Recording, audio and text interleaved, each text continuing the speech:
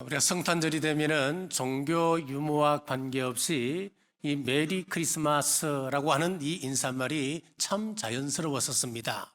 자, 그런데 몇 해 전부터 미국에서는 메리 크리스마스 대신 해피 홀리데이로 인사를 바꾸었다고 합니다. 해피 홀리데이가 무슨 뜻입니까? 즐거운 휴일, 그런 단어이겠습니까? 이유가 있답니다.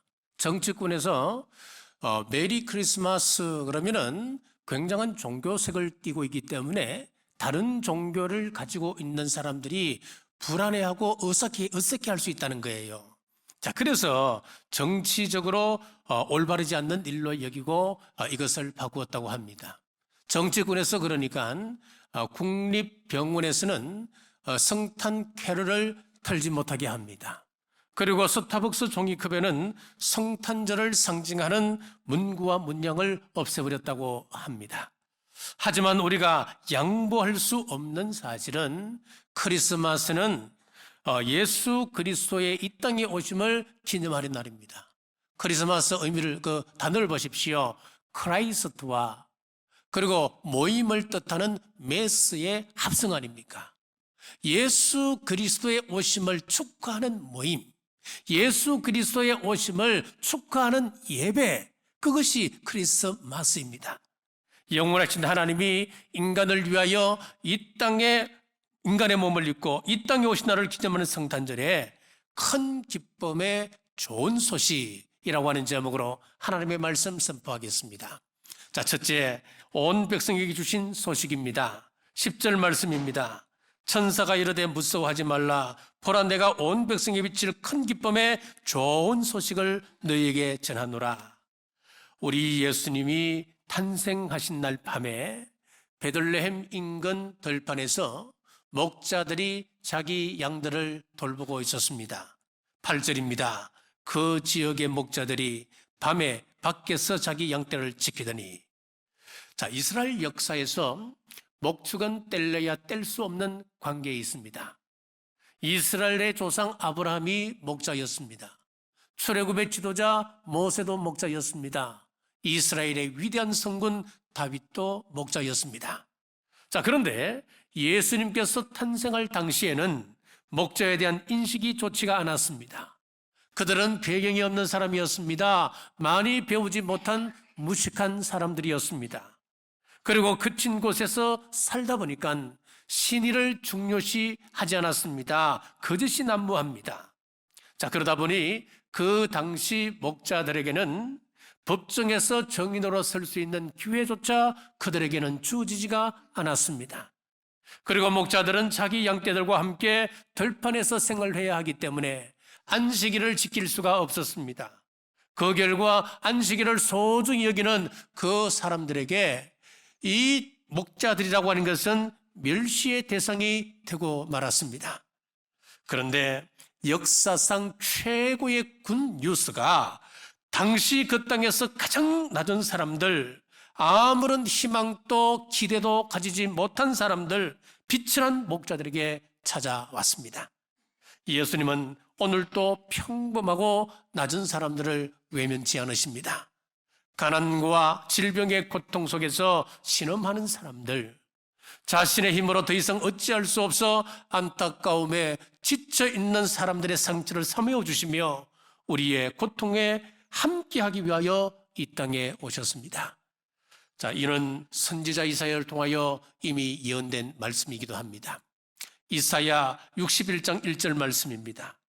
주 여호와의 영이 내게 내리셨으니 이는 여호와께서 내게 기름을 부으사 가난한 자에게 아름다운 소식을 전하게 하려 하심이라. 나를 보내사 마음이 상한 자를 고치며 포로된 자에게 자유를, 갇힌 자에게 노임을 선포하며. 자, 그럼 왜 낮고 비천한 자들에게 우리 예수님께서 찾아오시는 것입니까? 고린도전서 1장 28절에서 29절입니다. 하나님께서 세상에 천한 것들과 멸시받는 것들과 없는 것들을 택하사 있는 것들을 폐하려 하시나니. 그렇습니다. 아무도 하나님 앞에서 자랑치 못하도록 하기 위하여 이런 사람들에게 주님 찾아오셨습니다. 자, 지식이라고 하는 것이 우리에게 얼마나 큰 유익을 주는지 모릅니다.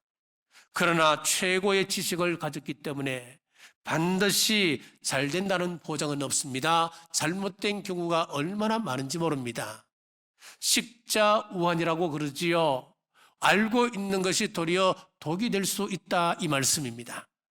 시대를 대표했던 정말 뛰어난 학자들이 참 많았습니다.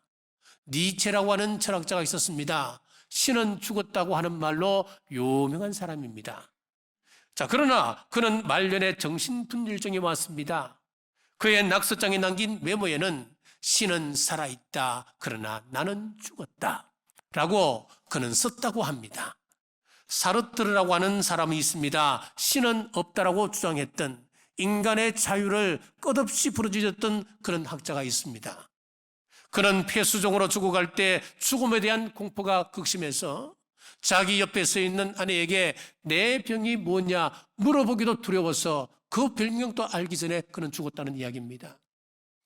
프랑스 계명주의를 대표하는 볼테르가 있습니다. 100년 후에 하나님을 믿는 그런 미친론자들, 그 사람들은 이 지구상에 사라지게 될 것이다. 만약 하나님이 존재한다면 이렇게 욕을 퍼붓는 나를 이렇게 가만 놔둘 수 있겠는가? 하지만 그는 죽음 앞에서 공포에 몸을 떨며 의사에게 6개월만 내 생명을 더 연장해달라 애원했다고 합니다. 그렇습니다. 오늘 우리에게 주신 복음은 어느 특정인이 아니라 10절 말씀처럼 온 백성에게 주시는 복음의 말씀이었습니다. 예수 그리스도 안에는 남자나 여자나 종이나 자유인이나 유대인이나 이방인이나 차별 없이 우리는 그리스도 안에서 하나입니다. 이것이 바로 성탄절날 우리에게 주신 하나님의 메시지였습니다. 자, 둘째, 천사들이 전한 찬송입니다. 14절 말씀입니다. 지극히 높은 곳에서는 하나님께 영광이요 땅에서는 하나님이 기뻐하신 사람들 중에 평화로다 하니라. 지극히 높은 곳에서는 하나님께 영광이요, 우리를 죄에서 구원하시려고 이 땅에 아들 예수 그리스도를 보내주신 하나님께 감사 찬송을 올린다고 하는 말씀입니다. 여러분, 성탄이 예배가 되기 위해서는 예수 그리스도를 보내주신 하나님께 감사와 영광을 올려야 합니다. 한국의 슈바이처라고 하는 별명을 가진 장기려 박사가 있었습니다. 이분은 자신의 팔순 잔치에서 다음과 같이 몇 가지 생애 기쁨에 대해서 말했습니다. 첫째는 내가 결혼하고 아들을 낳았을 때에 천하를 얻는 것 같은 기쁨이 있었다.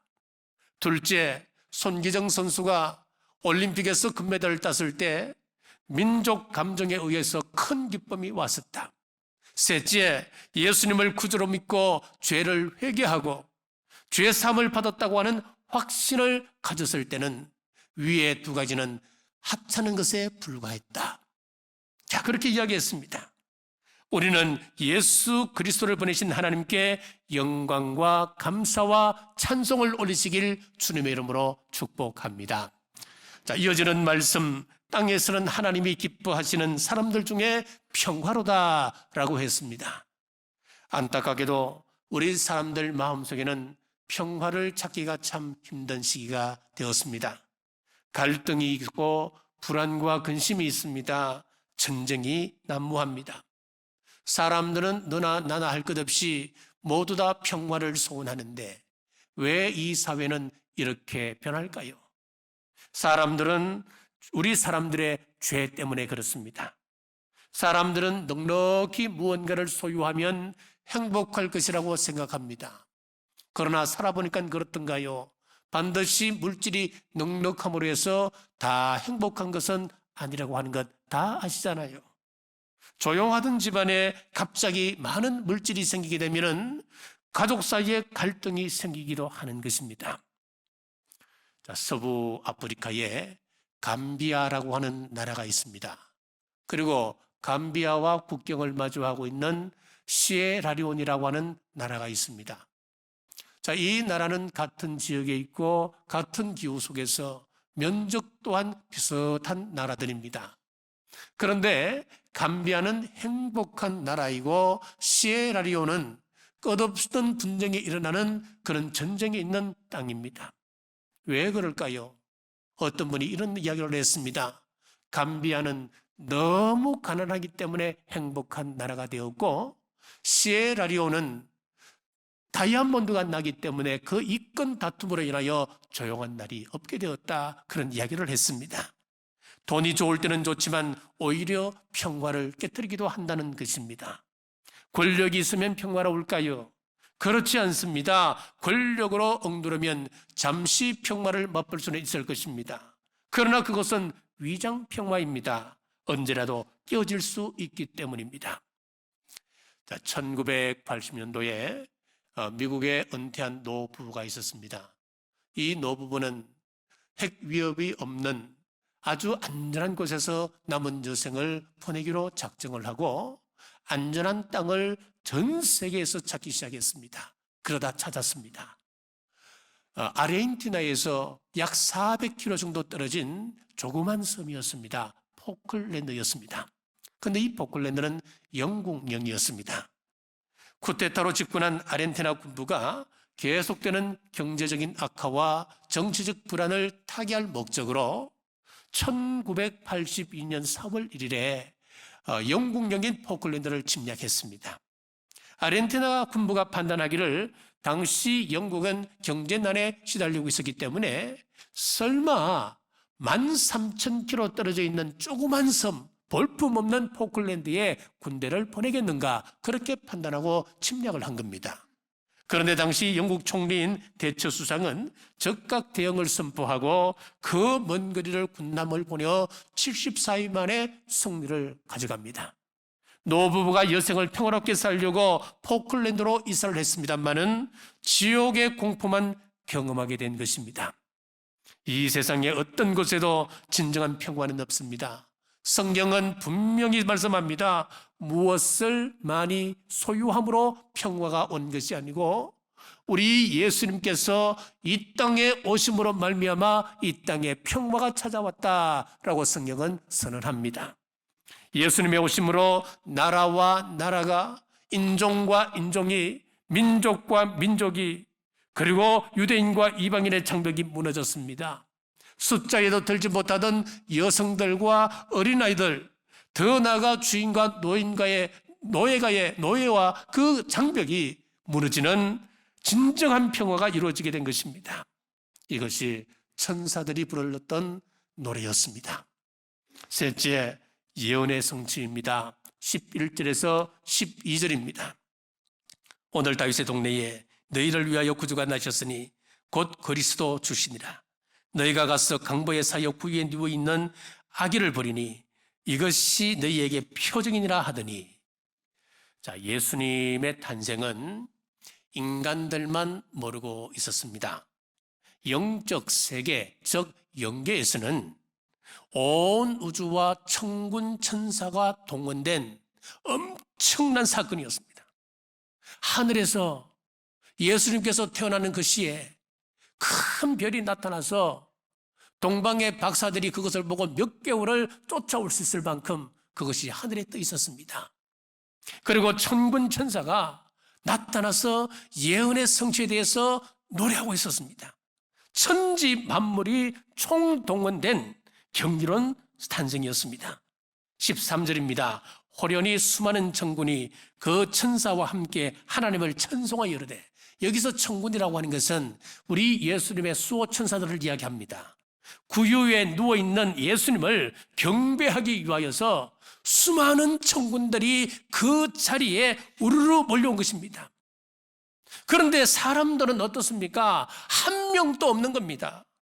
하늘의 영광과 찬송을 받기에 합당하신 분께서 이 땅의 말구유에 차디찬 곳에 태어나서 누워 계신데 천군 천사들이 그 모습을 보고 어쩔 줄 몰라 하고 있는 거예요. 마치 궁궐에 있던 왕이 평상고 복으로 갈아입고 이제 마을로 시찰을 나갑니다. 나갔더니 술 주정꾼이 왕의 멱살을 잡고는 내동댕이 칩니다. 온갖 수모를 당합니다. 옆에서 지켜보고 있던 그 무사들이 어떻게 하겠습니까? 칼에다가 손을 잡고 칼집에서 칼을 뺐다 넣었다. 아이고, 저걸 어떡할꼬? 내 저걸 어째 버릴까? 그때 왕이 뒤를 조용히 보며 조용히 있으라, 가만히 있으라. 그와 같은 모습이 지금 이런 모습이란 말이에요. 어떻게 이럴 수가 있습니까? 온 우주가 알고 경천 동지하는데 우리 인간들만 모르고 있었습니다. 여러분, 최초의 예수님에 대한 복음의 선포, 우리 인류를 향한 하나님의 복음, 최초의 복음, 우리 신학적으로는 원시 복음 그렇게 이야기해요. 그 복음이 무엇이냐면은 창세기 3장 15절의 말씀입니다. 내가 너로 여자와 원수가 되게 하고 내 후손도 여자의 후손과 원수가 되게 하리니 여자의 후손은 내 머리를 상하게 할 것이요 너는 그의 발꿈치를 상하게 할 것이니라 하시고, 하나님께서 마귀를 저주하시면서 여자의 후손이라고 하는 엄청난 말씀을 하고 계셔요. 거후 BC 700년경에 이사야 선지자가 이사야서 7장 14절에서 또 이 말씀을 언급합니다. 보라, 처녀가 잉태하여 아들을 낳을 것이요 그의 이름을 임마누엘이라 하리라. 여자의 후손이 나타난다, 처녀가 잉태하여 아들을 낳는다. 여러분, 같은 의미 아닙니까? 같은 말이에요. 일치하는 말이에요. 그로부터 다시 700년이 지났을 때에 우리 예수님께서 동정녀 마리아의 몸을 빌어 이 땅에 탄생하게 된 것입니다. 이외에도 구약에는 예수님에 관한 예언이 약 350여 개가 있습니다. 아주 구체적입니다. 우리 예수님께서 아브라함의 후손으로 오실 것이다. 메시아는 유다 지파의 다윗의 혈통을 통해서 이 땅에 오신다. 그리고 베들레헴에서 오신다. 아주 구체적입니다. 모든 약속이 성취되었습니다. 누가 성경을 설화라고 이야기를 합니까? 누가 이 성경을 사람들의 이야기, 동화라고 이야기를 합니까? 우리 하나님의 말씀은 1.1하기라도 오차가 없는 하나님의 말씀입니다. 우리 주님께서 약속대로 오셨고 그분께서 이 땅에 오셔서 우리에게 약속하시기를 내가 다시 오리라 말씀하셨습니다. 자, 구약의 하나의 초점을 이야기하라면 예수님께서 오실 것이다 라고 하는 메시지였습니다. 그럼 신약의 메시지를 하나로 이야기하라면 무슨 말씀이겠습니까? 내가 다시 오리라, 그분이 다시 이 땅에 오시리라 라고 하는 말씀이었습니다. 우리 예수님께서 이 땅에 계실 때 하셨던 말씀 대부분이 천국과 재림이었습니다. 그 구절이 무려 2163구절이나 됩니다. 우리 주님 다시 오신다고 설교 때마다 듣습니다. 저는 기도할 때마다 다시 오실 예수님 이름으로 기도합니다. 여러분이 성경을 읽습니다. 하지만 우리 안에 이 떨림과 깨어있음과 준비함이 있는가, 이거 잘 점검해 보셔야 합니다. 역사는 반복됩니다. 그래서 우리는 역사를 소중히 다루어야 되는 거예요. 마찬가지로 영적인 역사도 반복됩니다. 2000년 전 예수님께서 이 땅에 오실 때 사람들은 잠들어 있었습니다. 예수님이 오시는 줄도 몰랐습니다. 마찬가지로 오늘 우리 주님께서 다시 오실 때에 그런 일이 일어납니다. 노아의 때와 같은 때, 롯의 때와 같을 때에 예수님께서 이 땅에 오십니다. 초림의 주님과 달리 재림의 주님은 심판주로 오시기 때문에 어마어마합니다. 무시무시합니다. 요한계시록 19장 15절 말씀입니다. 그의 입에서 예련금이 나오니 그것으로 만국을 치겠고 친히 그들을 철장으로 다스리며 친히 하나님 곧 전능하신 이의 맹렬한 진노의 포도주터를 밟겠고, 초림 때 예수님을 보십시오. 물리적인 현상이 거의 없었습니다. 하늘에서 별 하나 나타나서 예수님의 탄생하심을 인도하는 것뿐이었습니다. 그런데 다시 오실 우리 예수님은 어떤 물리적 현상이 일어나게 되느냐? 마태복음 24장 29절입니다. 그날 환난 후에 적시 해가 어두워지며 달이 빛을 내지 아니하며 별들이 하늘에서 떨어지며 하늘의 권능들이 흔들리리라. 엄청난 일이 벌어진다는 거예요. 이것 이상하게 들리십니까? 이것이 여러분 동화로 들리십니까? 우리 예수님은 예언을 따라서 여자에게서 오셨듯이 그분께서 말씀하셨던 약속, 심판주로 다시 오십니다. 이 약속을 분명히 하는 이번 성탄절이 되시길 주님의 이름으로 축복합니다. 말씀을 뵙겠습니다. 우리 주님 나신 성탄절은 큰 기쁨의 좋은 소식이었습니다. 우리 주님 모심으로 인류 운명이 바뀌게 되었습니다. 고린도후서 5장에 보면 저와 여러분들을 평화의 사신이라고 말씀하고 있습니다. 우리는 온 백성들에게 큰 기쁨의 좋은 소식을 전해야 할 사람이라고 하는 것입니다. 복음이 선포되어야 사람이 바뀝니다. 복음이 선포되어야 평화가 찾아옵니다. 복음이 선포되어야 저주가 물러가고 어둠이 지나가고 스광이 비춰오게 됩니다. 복음이 선포되어야 사망이 물러가게 됩니다. 이 기쁜 소식을 뭇 백성들에게 힘써 전하는 우리 남북의 모든 성도님들 되시길 주님의 이름으로 축복합니다. 기도하겠습니다. 이 땅에 소망을 주시기 위해 독생자 아들을 보내신 하나님 감사합니다. 이 땅에 오신 예수님으로 인해 하늘에는 영광이요 이 땅에는 평화가 임했던 것을 기억하며 이제 예수님의 이름으로 우리 당대뿐 아니라 우리 자손들까지 하나님의 영원한 복을 받게 하옵소서. 큰 기쁨의 좋은 소식을 전해준 천군 천사처럼 이 지역에 온 세계에 복된 소식 전하는 우리 남부교회 되게 하옵소서. 다시 오실 예수님 이름으로 간절히 기도드리옵나이다. 아멘.